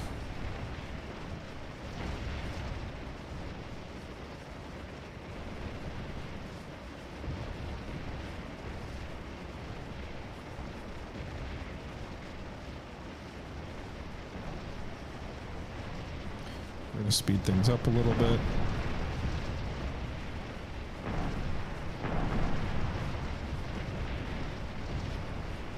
Now, I took a lot of negative events because I had so many regiments surrender, which may prevent us from winning a decisive victory here. I don't know that we're going to get enough score. Although, frankly, I'm kind of surprised how much the AI divisions pushed forward and helped.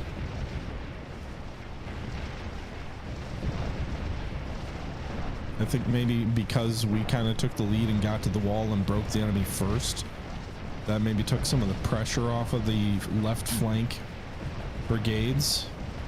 I also suspect Pettigrew, being one of the largest brigades in the army, not taking any casualties on day one in that prior scenario, probably also helped.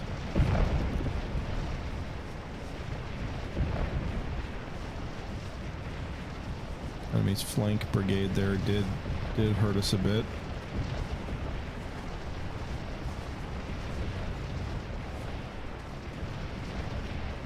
Looks like Lawrence or whatever is helping minimize the damage the flanking attack is doing. We're not gonna have enough oomph to push through and break the federal line in two. Like, we got to the position, we took the wall, and now we're in a position that we cannot stay in.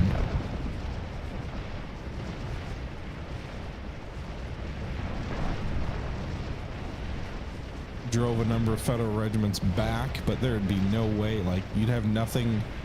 Even if there were no federal troops in front of you beyond these regiments, what are you gonna do? Like, you gonna push forward to what? To nothing? Thank you for the super. Appreciate it, Mr. Kisk. Appreciate the support.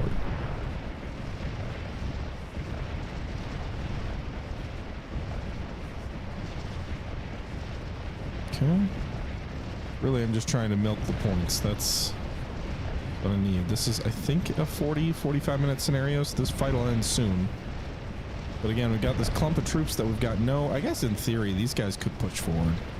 Maybe do some damage, turn north towards Cemetery Ridge. But what are you going to do? Like, you got like 6,000 men. You're going to really push into a, not even.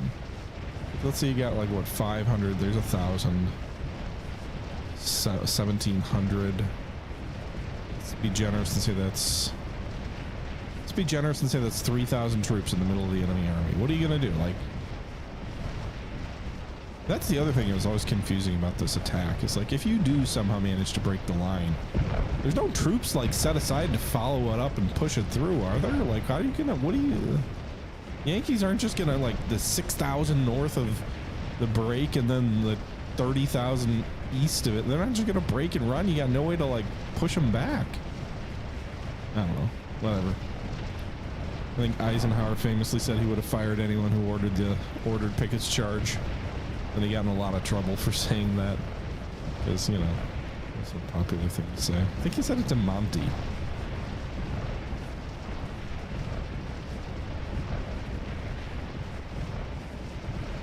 Like, if you're going to order this attack, what you really do need is you need, like, at least 2 divisions probably held back. You need at least 10 to 12,000 men held back, not in the initial attack wave.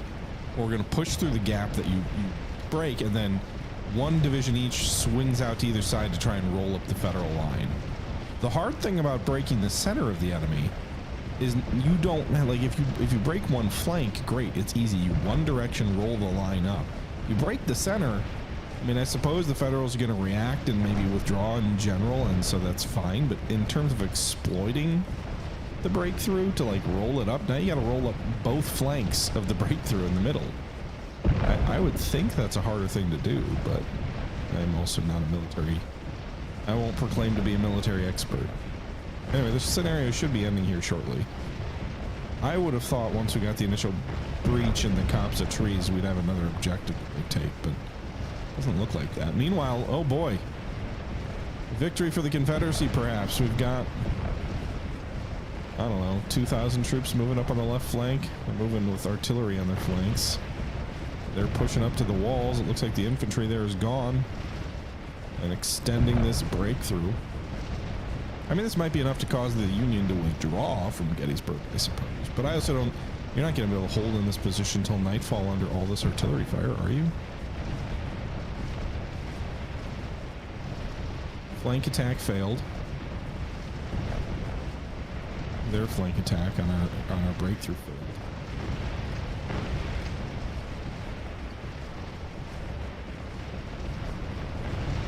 So now this is the exploitation, I suppose.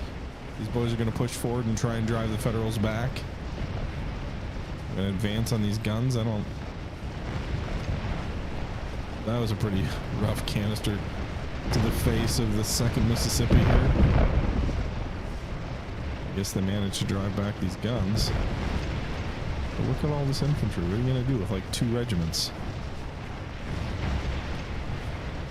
Cause chaos, I suppose. I suppose if... And they surrendered. I was gonna say, I suppose if Early's Corps all come... But Early's Corps by this point in the day has already been fought out and pushed off Culp's Hill, so like they're not even ready to support.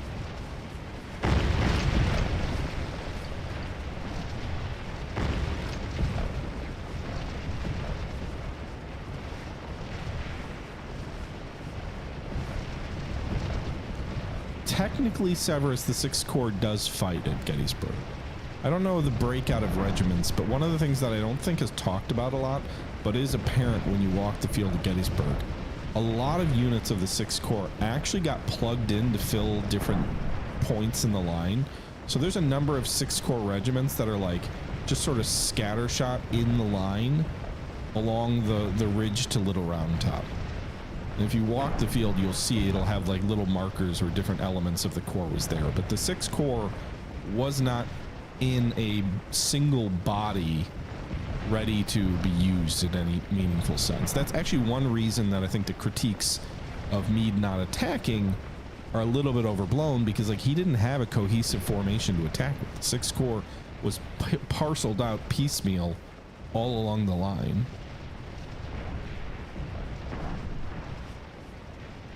Like he couldn't just say, hey, move this division forward, 6th Corps, because the units were just plugged into different gaps all along the line. Anyway, we wouldn't push back here, so I think it's safe to say we failed.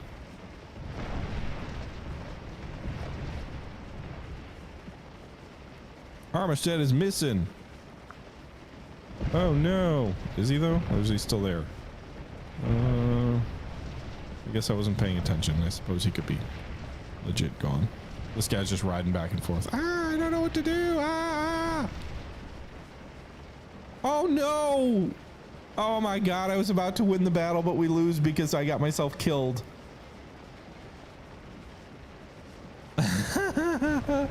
Oh, god damn it.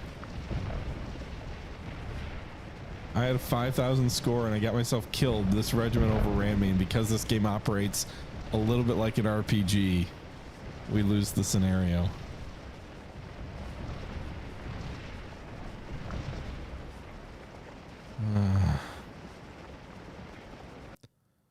God damn it. I don't think, because if we had played that high water mark, what do we need for that? No, we probably would have been, it would have been a draw. We wouldn't have, it would have been a minor victory. Draw or a minor victory. In any event. God damn it.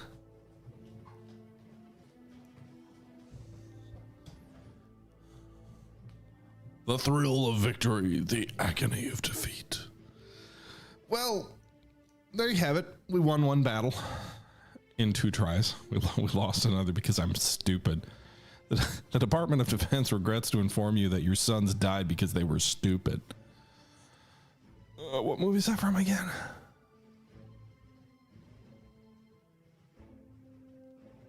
Oh yeah, Top Gun. Duh.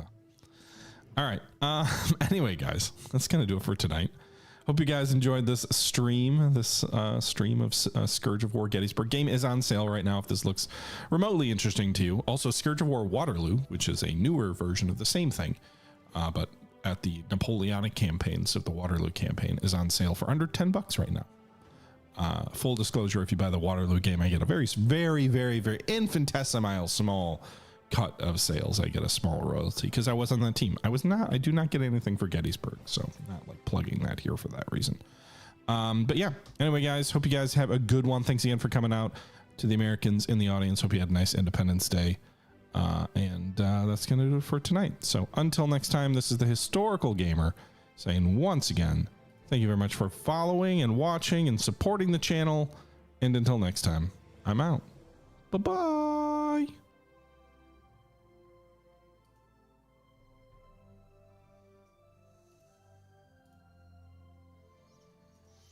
And now we just sit around and wait. Do we wait?